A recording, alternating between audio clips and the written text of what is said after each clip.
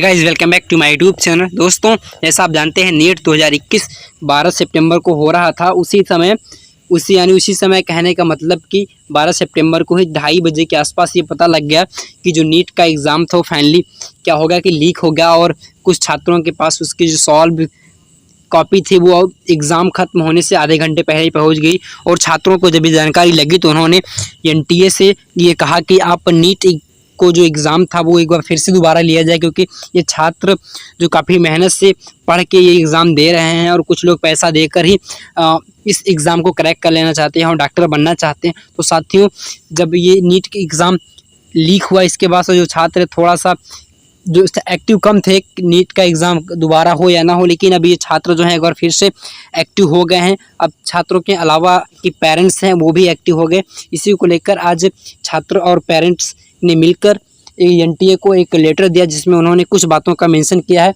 और वो जो छात्र वो चाहते हैं कि जो नीट का एग्ज़ाम है एक बार फिर से लिया जाए और इस को सीबीआई के हवाले जांच को किया जाए। तो दोस्तों, फाइनली इस पर एनटीए की तरफ से क्या जवाब आया है उसको बताने से पहले मैं आप लोगों से एक रिक्वेस्ट करता हूं, अगर आप हमारे इस यूट्यूब चैनल पर पहली बार आए हैं तो इस चैनल को सब्सक्राइब कर लें।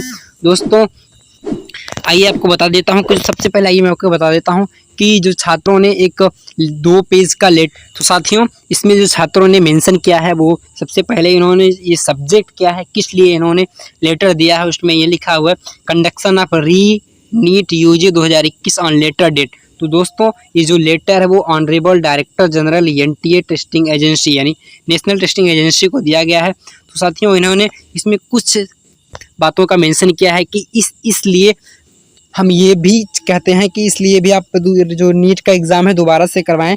इसमें पहली बात ये कही गई है कि जो एग्ज़ाम पैटर्न है वो एग्ज़ाम यानी 12 सितंबर से सिर्फ 1.5 से 2 महीने पहले ही पैटर्न को चेंज कर दिया था, जिसलिए वो उन छात्रों को काफ़ी ज़्यादा परेशानी हुई नए एग्ज़ाम पैटर्न में अपने आप को ढालने में, उसमें तैयारी करने में। पहली बात ये हो गई। दूसरी बात, छात्रों ने ये कहा था कि जो इनका एग्ज़ाम था यानी जो 12 सितंबर को एग्ज़ाम होना था, इनका एग्ज़ाम वो अदर एग्ज़ाम के साथ क्लैश कर रहा था। उसमें जो बोर्ड का एग्ज़ामिनेशन था वो भी सीईटी का भी एग्ज़ाम था, इसलिए भी छात्र चाहते हैं कि इनका जो एग्ज़ाम है एक बार फिर से हो। तीसरी बात ये है कि CBSE had hold improvement examination and private examination between 16 August to 15 September.